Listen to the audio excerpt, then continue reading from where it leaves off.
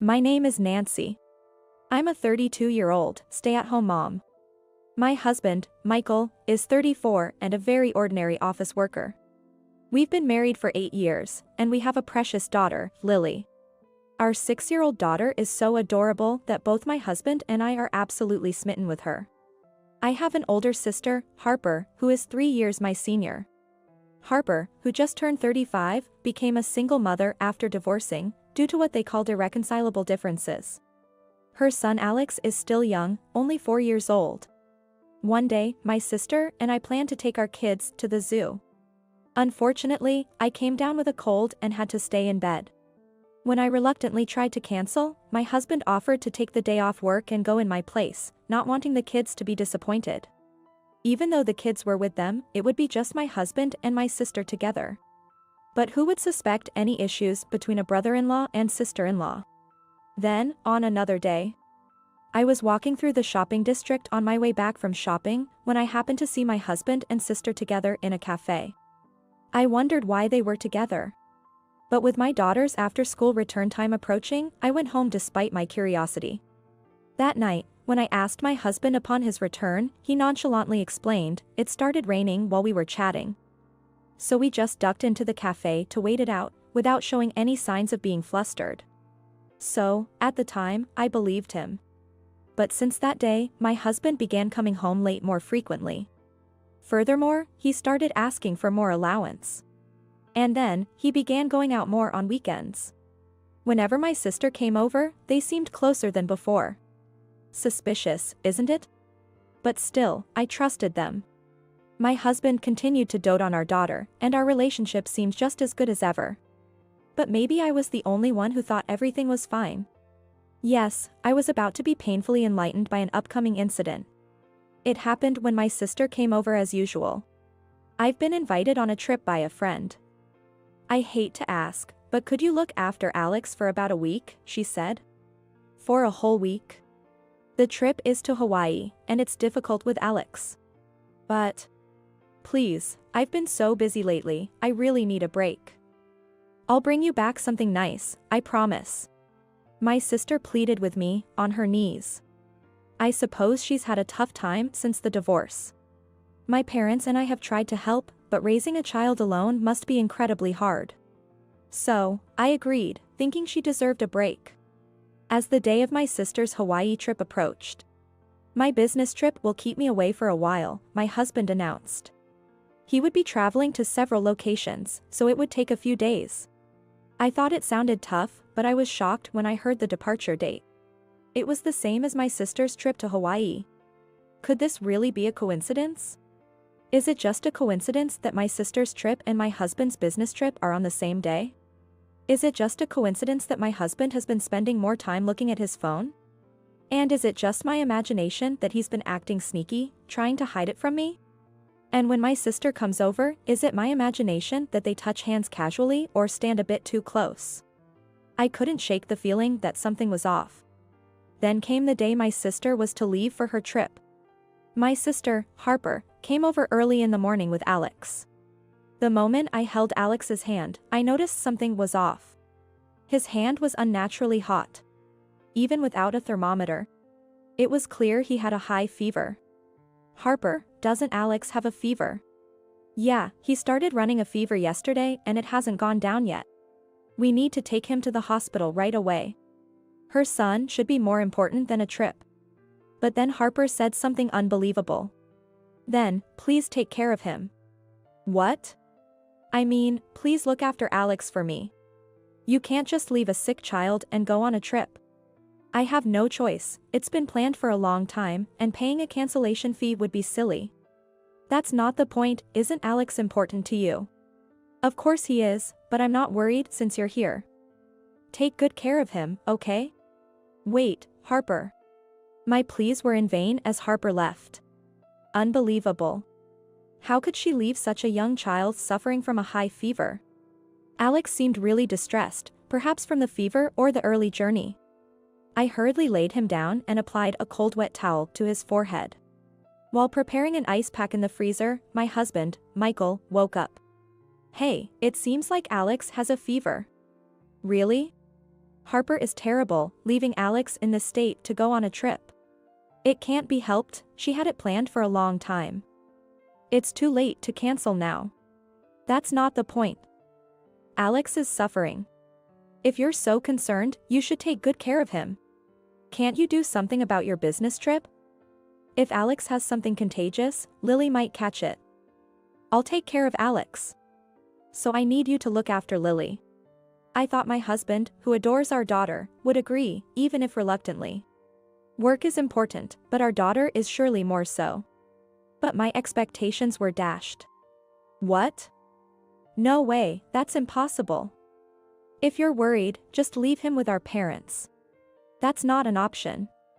My parents are busy with work, and your parents are too far to leave him with on short notice. Then there's nothing we can do. Just let Alex rest, he'll be fine. Don't be so nonchalant about it. What do you expect me to do? I can't help it. Oh, it's time, I have to go. See you later. With that, Michael left in a hurry. Left behind, I quickly called my parents. It was sudden, so they couldn't take the day off. But my mom will leave work early to pick up Lily as soon as she can. My mom said, which gave me some relief. Until my mom arrives, Lily will have to stay in her room, poor thing. Meanwhile, Alex's condition seemed to worsen. He started coughing in addition to the fever. In the afternoon, my mom, who had left work early, came to pick up Lily, so I took Alex to the pediatrician. On the way there, Alex seemed to struggle with just the motion of the car. It turned out to be just a cold, and we were advised to give him the prescribed antipyretic and watch his condition. But if his fever rises further or if he becomes delirious and in danger, I was told to call an ambulance without hesitation and sent home. Sorry, Mom, for suddenly asking you to take care of Lily out of the blue. Don't worry about it, dear. I'm more concerned about Alex. For my parents, Lily is just as precious a grandchild as Alex. My mom sounded worried over the phone, too. After hanging up, I couldn't help but call my husband's office out of curiosity. I wanted to ask where he was traveling to, just in case. The answer I got was, he should be on paid leave. I looked up to the sky. A bad feeling began to feel all too real.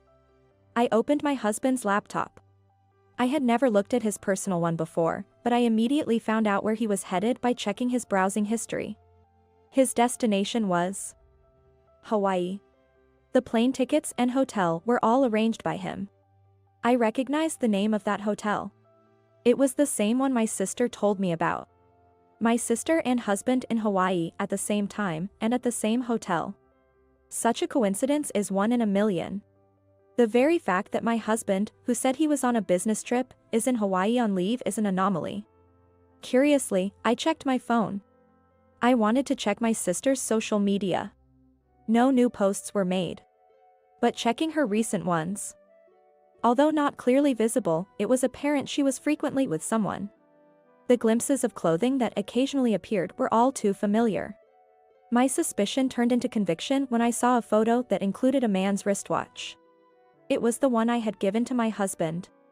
It wasn't expensive but was from a minor brand with a unique design. Another person wearing the same clothes and the same watch as my husband in my sister's photos. The likelihood of that was almost zero. Then, I found the conclusive photo. In a picture during window shopping, my sister was reflected in the glass. On the edge of that photo, another person was reflected in the glass. It was unmistakably my husband. My sister, oblivious to the fact that my husband was reflected in the glass, posted the photo. With trembling hands, I saved all the photos. There's no mistake. My sister and my husband are having an affair. Right now, they are together. Everything I had built up with my husband felt like it was crumbling all at once. I tried calling them both numerous times, but soon it went straight to voicemail. It seems they turned off their phones. Alex's fever still hasn't gone down. Watching his pained expression, anger started boiling inside me. Alex is suffering like this. And I'm in such a difficult situation. Meanwhile, my sister and husband are probably enjoying their trip to Hawaii, laughing together. Could there be a worse story? I'm shaking with anger. Thinking about what to do to them, but that's for later. First, I need to wait until Alex recovers. Even though I thought so, Alex's fever showed no sign of going down. On the contrary, it seemed to be rising even more. I was shocked when I took his temperature. 107.6 degrees Fahrenheit. Children tend to run high fevers. Lily has had fevers of 104 degrees Fahrenheit before, but never this high. Why isn't the fever reducer working? Alex was limp and seemed too weak to move without discomfort. What should I do? I desperately tried to suppress the panic rising within me due to the grave situation. I just have to call an ambulance, that's what I thought as I gripped my phone. Mommy. Alex muttered in a weak voice. He twisted his face in pain and called for his mother. I won't forgive them. I'll never forgive them. Just as I felt my vision turning red with anger, Alex's condition took a sudden turn for the worse. A week has passed since then. Contrary to my sorrow, it was a sunny day today. I stared blankly at the expansive blue sky. Tears started to spill out. I don't know how much I've cried already. Yet, my tears never seemed to dry up. Lily's hand, gripping mine, was trembling. My daughter was crying too. As I lifted her up, I could see my parents breaking down in tears over her trembling small shoulders. The other attendees, everyone was crying. Suddenly, my phone vibrated. I set Lily down and looked at the display, seeing my sister's name. Hello? Oh, Nancy? Long time no see. I just got back from Hawaii. Just arrived at the airport, and I'm about to pick up Alex. Thanks for taking care of him. It felt like a call from another world. I murmured almost to myself. He's gone to heaven. A single tear that I thought had stopped fell. Not understanding what I had said, my sister asked back in a bewildered voice from the other side of the phone. Heaven. What are you talking about? It doesn't make any sense. That's because he's gone to heaven. While you were on your trip to Hawaii. I don't understand what you mean. You'll understand if you come. The funeral is over, and we're at the crematorium now. What? Crematorium? After I told my confused sister the location of the crematorium, the call abruptly ended. Alex. My sister, who had just gotten out of the taxi, came running over with a pale face. She looked around calling his name, but Alex was nowhere to be found. Where is he? He's not here. How could he be? What do you mean? I pointed slowly towards the crematorium. Nowadays, crematoriums don't emit smoke like they used to, but that person is indeed being cremated right now. About Alex, on the day you left him with me, his fever suddenly shot up to 107.6 degrees Fahrenheit. 107.6 degrees Fahrenheit? The fever reducer we got from the pediatrician didn't work, and his condition rapidly worsened. In a panic, I called an ambulance. So, what happened to Alex? I don't want to answer that. We're in the middle of a funeral. With that, I spread my hands out, pointing towards the crematorium. Hey, what do you mean? What happened to Alex? Why are you even here? A person shouted in place of my speechless sister.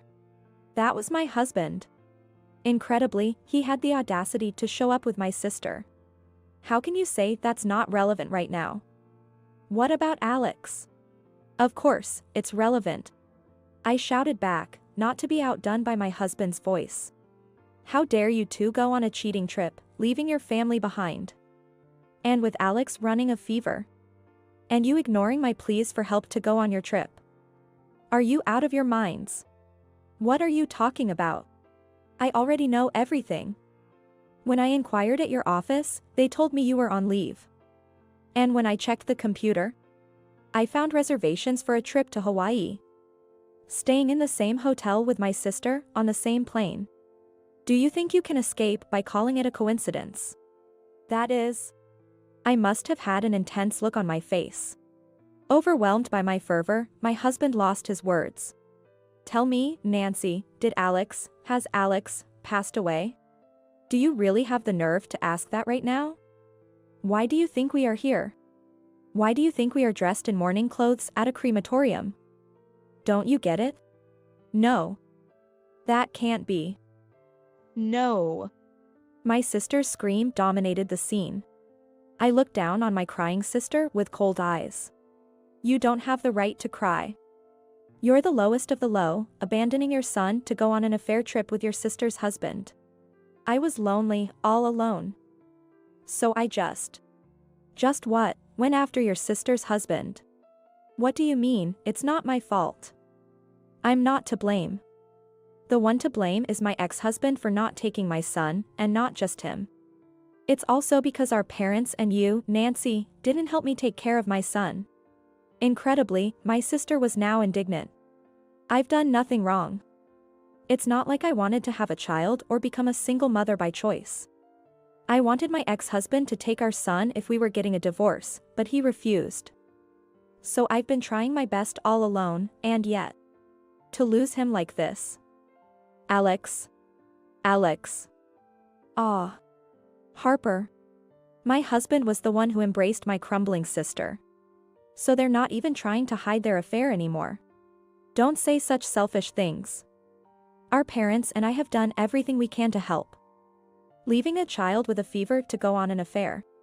There's no excuse for that. Not even realizing how despicable you are, you're the worst. Hey, Nancy, isn't that too harsh on your own sister? Harper is shocked from losing Alex. Shut up, you accomplice. Don't you dare act all high and mighty. Just so you know, I'm divorcing you. You better be prepared to pay for everything.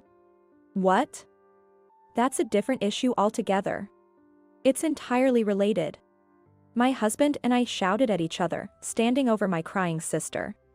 This must be what they call a real mess. Then our parents came closer to us. My sister, with tears streaming down her face, blamed our parents. Dad, Mom. Alex, why didn't you take better care of Alex? Why did Alex have to? Then, a sharp slap echoed.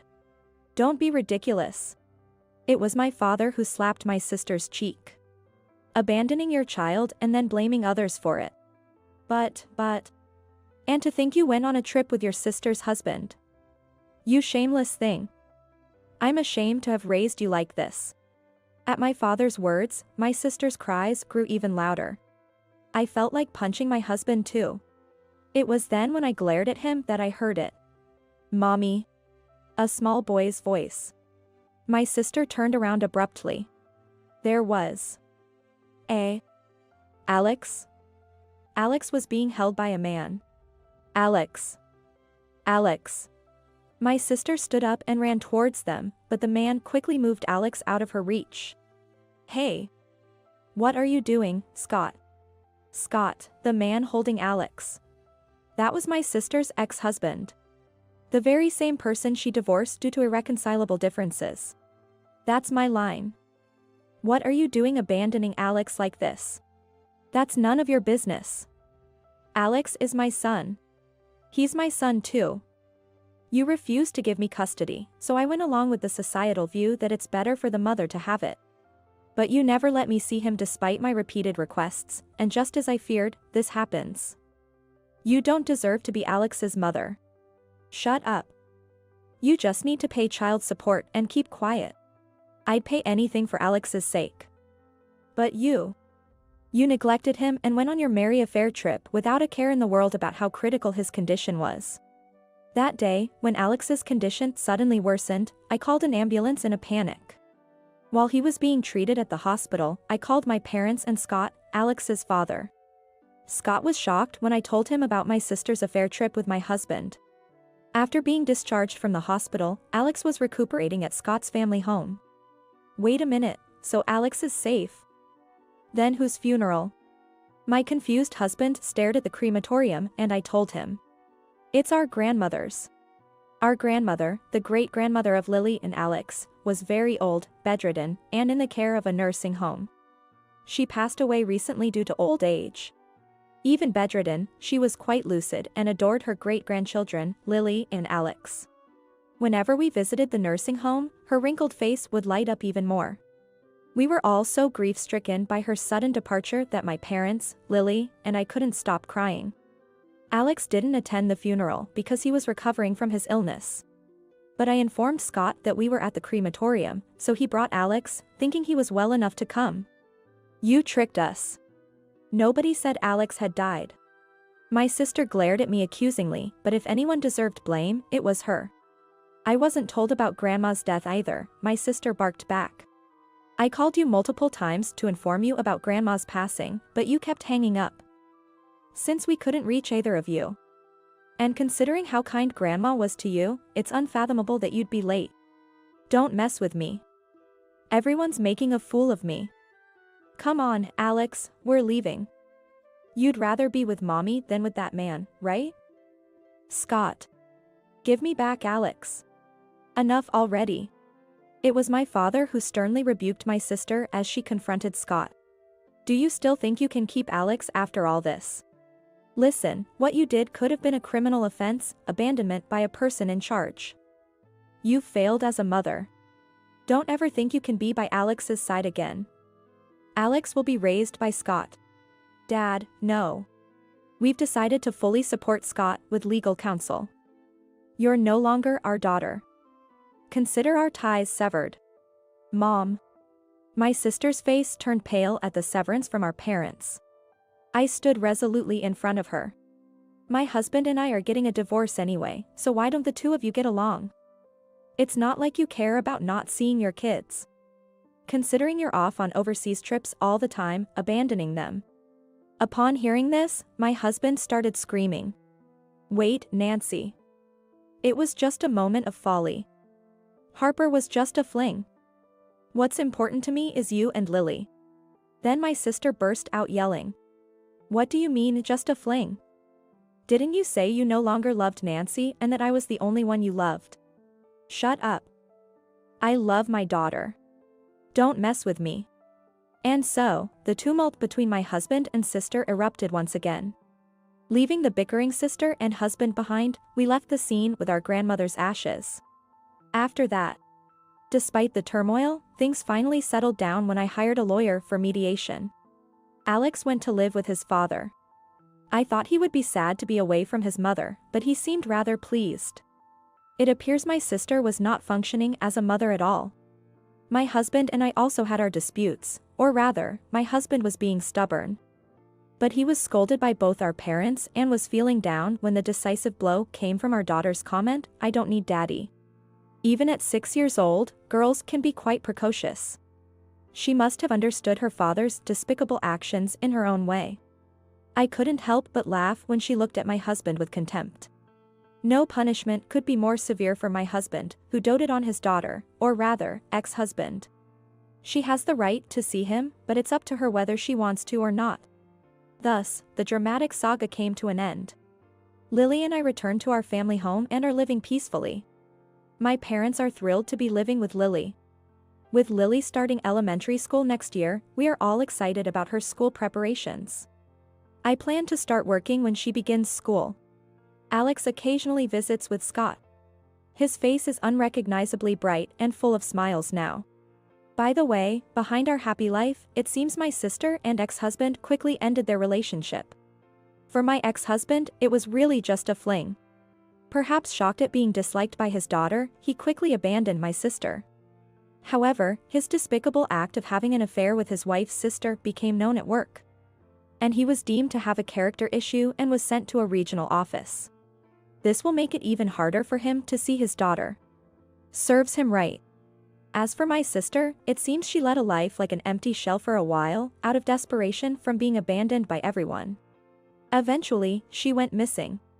We've filed a missing person report, but I have a feeling we might never find her. Such a premonition struck me.